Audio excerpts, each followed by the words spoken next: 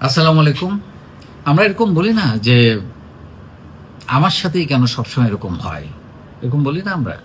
কোনো একটা ঘটনা ঘটলে হয়তো যেটা আপনার জন্য ডিসকমফোর্ট তৈরি করেছে বা রিপিটেডলি ঘটছে লাইফে। উম মানে অনেক কিছু হয়ে যায় নানান কারণে।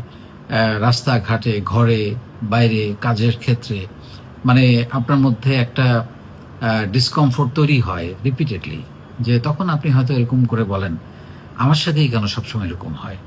মানে আপনি হয়তো আ আ পাসপোর্ট ফেলে এয়ারপোর্টে চলে গেলেন, তাই না? বা আপনি ট্রেন মিস করলেন বা আ রাস্তায় যাচ্ছেন, একটা হোঁচট খেলেন। অ্যা তারপরে নানান চিন্তা আপনার মধ্যে কাজ করলো। হয়তো একটা ভালো মিটিং আছে। আল্লাহ জানে মিটিংটাতে কি হবে?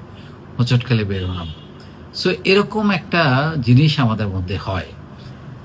তো আসলে আমাদের মানে মনোজগৎটা এমন একটা জিনিস, ব্রেইন এমন একটা জিনিস বা এই যে থট প্রসেস, আপনি সেখানে যেটাই বারবার ইনপুট করবেন, আপনি যদি চিন্তা করতে থাকেন যে আমার সাথেই কেন এমন হয়? তাহলে এটা আপনার সাথে ঘটবে। বরাবর ঘটবে, বারবার ঘটবে। কিন্তু আপনি যদি এটাকে উড়িয়ে দেন, পাত্তা না দেন বা আপনি যদি চিন্তা করেন, ঠিক আছে হতেই পারে। কোনো ব্যাপার না। তাইলে পরে দেখবেন যে ওই জিনিসটা আর আপনার সাথে ঘটছে না। আপনি যেটাকে ভাবছেন যে এটা শুধু আমার সাথেই হয়, না, এটা শুধু আমার সাথে হয় না। এটা সবার সাথেই হয়। তাই না? এটা হইতে পারে, ঘটতে পারে, একটা হোঁচট খেতে পারেন, একটা ধাক্কা খেতে পারেন বা কোনো একটা প্রবলেম তৈরি হইতে পারে। একটা ছোটখাটো মিসম্যাচ হতে পারে, একটা ডিসকমফোর্ট হইতে পারে। এটাকে স্বাভাবিকভাবে নিতে হবে। এটা শুধু আমার সাথে হচ্ছে, পৃথিবীর আর কারো সাথে হচ্ছে না। এরকম যখন আপনি ভাবা শুরু করবেন, তাহলে দেখবেন যে এই ঘটনাগুলো বারবার আপনার সাথে ঘটছে। তাই না? সো মানে মনকে বোঝানো খুব গুরুত্বপূর্ণ। তাই না? আমরা তো যেটা আ ফিল করব, মানে যেটা অনুভূতি তৈরি করব নিজের মধ্যে বা সেটা থট প্রসেস এ যেটাকে নিয়ে আসবো বা সেটাকে আমরা যখন বিলিভ এ পরিণত করব যে আমার সাথেই ঘটবে।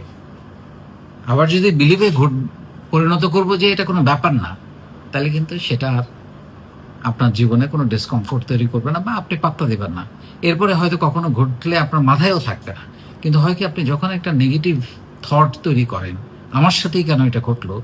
তখন এটা আপনার ভেতরে অনেক রকমের নেগেটিভিটির দরজা খুলে যায়। অনেক রকমের অশুভ, অনিশ্চয়তার দরজা খুলে যায়। আপনি তখন শুধু ওইগুলো নিয়েই ভাবতে থাকেন। আর আপনি যদি পাত্তা না দেন, তাহলে আপনি ওই থটটা ওইখানে শেষ। সো এইটা আমরা যেন একটু মাথায় রাখি যে আমার সাথেই কেন হয় ব্যাপারটা কিন্তু এরকম না। ব্যাপারটা হচ্ছে এরকম ঘটনা প্রাত্যহিক জীবনে, কাজকর্মের ক্ষেত্রে, পারিবারিক জীবনে, সামাজিক জীবনে ঘটতেই পারে। বাট পাত্তা দেওয়া যাবে না। আপনি সতর্ক হবেন বা চিন্তা করবেন, আচ্ছা আমার কোথাও ভুল হচ্ছে কিনা? ঠিক করে করি। That's it. বা প্ল্যান করে কাজ করি। চিন্তা ভাবনা করে কাজ করি। শর্ট লিস্ট করি। কোনটা আগে করতে হবে, কোনটা পরে করতে হবে। প্রায়োরিটি ঠিক করি। তাই না? টাইম ম্যানেজমেন্ট ঠিক করি। তাহলেই হয়ে যাবে। Thank you.